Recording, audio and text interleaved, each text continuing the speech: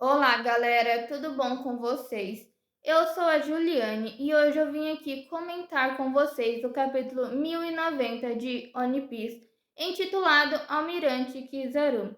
Neste capítulo, a gente retorna definitivamente para Egghead e vemos a preparação ali para a batalha que está prestes a se iniciar ali entre a Marinha e os Chapéus de Palha. Primeiramente, a gente vê ali uma capa com o Capitão Kuro, ele mesmo, que faz tempo que a gente não via nada sobre.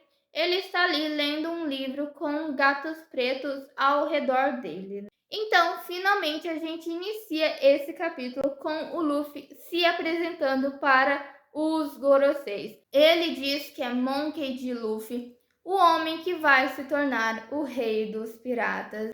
Icônico, maravilhoso, da forma como a gente sempre ama ele, né? O Luffy ainda diz que eles se aliaram ao Dr. Vegapunk e que se os Goroseis se importam com a vida da York, é para que a frota seja retirada da praia ali ao redor de Iggy. E a gente percebe ali que o Morgans está ouvindo a conversa entre Luffy e os Goroseis. Os Goroseis perguntam para o Luffy quem está com ele no Lab Phase e o Luffy ele quase entrega, né, diz toda a verdade ali, mas a Robin o interrompe, dizendo que não é para entregar informações tão facilmente ao inimigo, né? O Luffy ele concorda com a Robin, né, mas ele ainda assim, na inocência dele, acredita que ameaçando os Goroseis e todo mundo ali, eles iriam retirar a frota ali, né, de Iggy.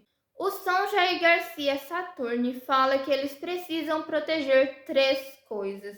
Primeiro, a York. Segundo, o Punk Records, que contém o cérebro do Dr. Vegapunk. E por último, a Power Plant necessária para a construção da Mother Flame. Ele diz que tudo pode ser arriscado, até mesmo Rob Lute e os agentes ali da Cyberpol que estão em Iggy. Ele está visando o pior cenário possível, mas ainda assim o Gorosei deixa claro na visão dele que os humanos são que nem insetos. Sempre vão existir humanos para serem usados, explorados e servir ali ao governo mundial. A gente vê o Lute perto do Kako e ele está passando informações escondidas para a Marinha. Ele então conta que 4 dos satélites dos Vegapunks estão gravemente feridos e 2 deles estão mortos, né? Que no caso são Pitágoras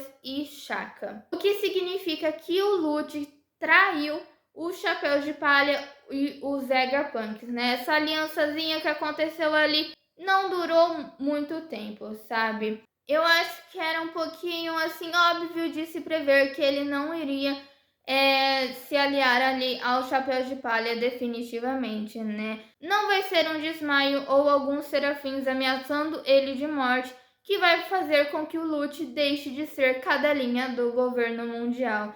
Assim, tipo, particularmente, acabei acreditando no Lute, acreditando que ele tinha traído o governo mundial e que ele estava aliado ali ao Luffy, né?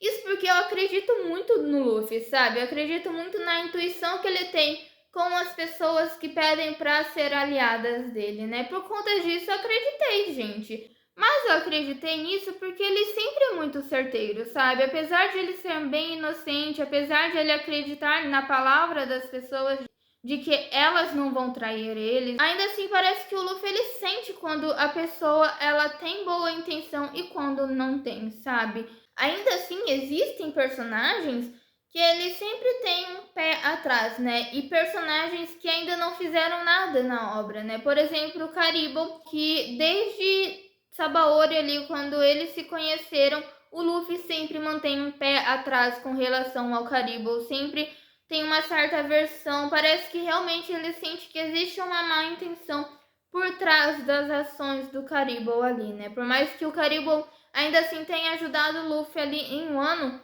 ainda assim, tipo, parece que o Luffy ele não quer o Caribou perto, sabe? Por conta de que ainda assim o Luffy tem critério para confiar nas pessoas, por mais que ele seja uma pessoa inocente, por isso que eu acabei confiando ali no Rob Lute, desejando realmente que ele virasse a casaca ali. E a gente vê ali que os agentes das outras Cyberpol que estavam presos em Iggyrid receberam comida, né, dos Chapéus de Palha, mas eles continuam presos, né? Até porque não dá para liberar potenciais inimigos do Dr. Vegapunk e do Chapéu de Palha, né? Então, eles continuam presos, mas eles estão salvos, estão bem alimentados e estão tranquilos ali. Estão até mais seguros que os outros personagens, se a gente pode assim considerar, né? E junto com eles também estão presos os serafins, né, que estavam fazendo a confusão dentro do laboratório.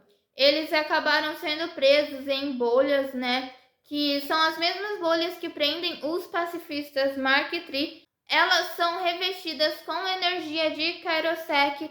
São armas para pessoas que possuem Akuma no Mi e resistem até mesmo a bombas.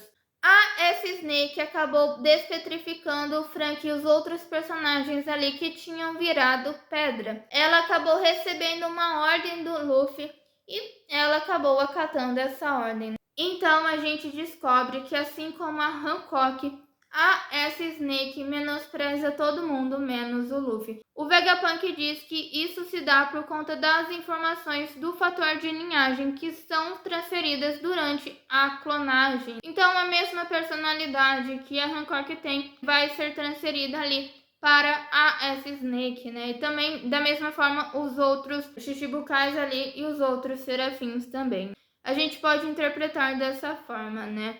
A York colocou uma senha no Frontier Dome e por isso ele não pode ser aberto. O Vegapunk e Atlas, eles tentam ali descobrir qual que é a senha. E uma coisa curiosa é que tá todo mundo ali fazendo uma festinha ali, como se não tivesse uma frota com 30 mil soldados, mas o almirante Kizaru prestes a entrar em batalha com eles, né? Acho isso interessantíssimo.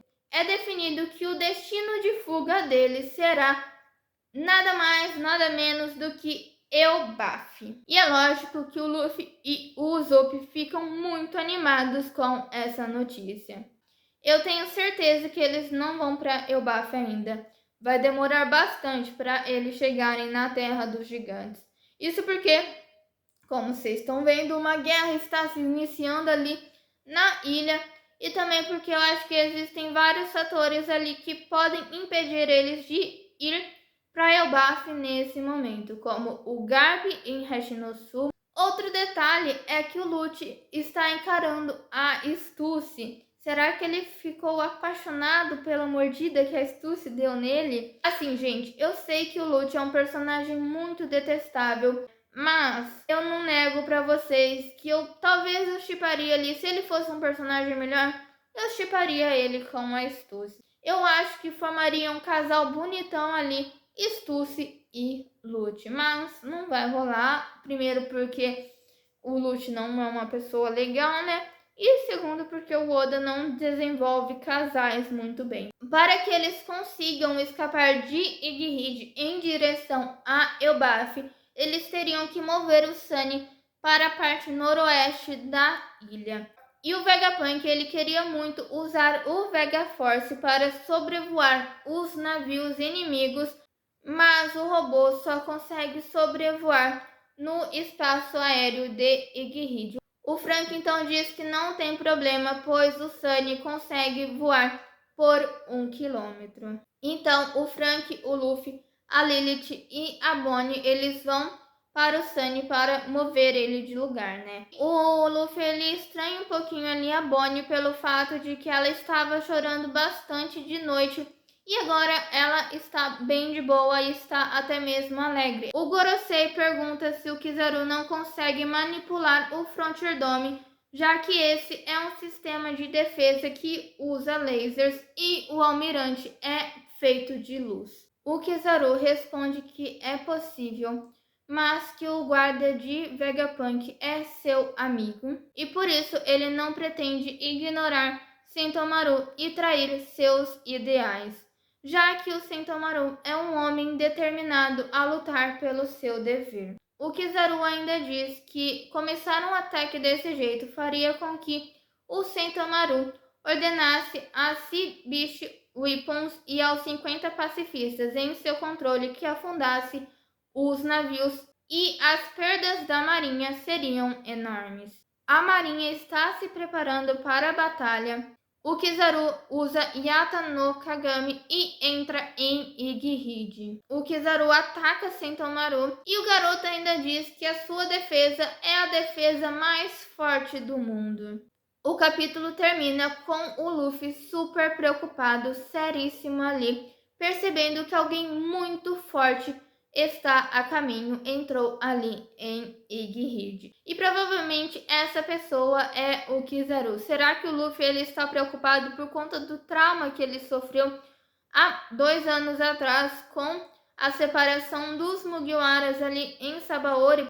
Talvez o que o Oda esteja querendo fazer neste momento é mostrar que realmente agora o Luffy está em um outro nível, sabe? Porque ele está pegando elementos e personagens que estavam ali em Sabaori e trazendo ali para Igihide também. Talvez o Luffy ele consiga vencer o Kizaru, lógico que com muita dificuldade, mas ainda assim ele vai conseguir vencer o Almirante, porque agora ele está em um outro nível também, ele está mais forte e esse trauma precisa ser superado e ter um ponto final, sabe? Então eu acho que o Oda ele está querendo traçar uns paralelos ali para dizer que agora o Luffy, ele como um Yonkou, consegue sim vencer um almirante, consegue sim proteger os amigos dele. Então eu acho que Igihide está sendo meio que um paralelo a Sabaori.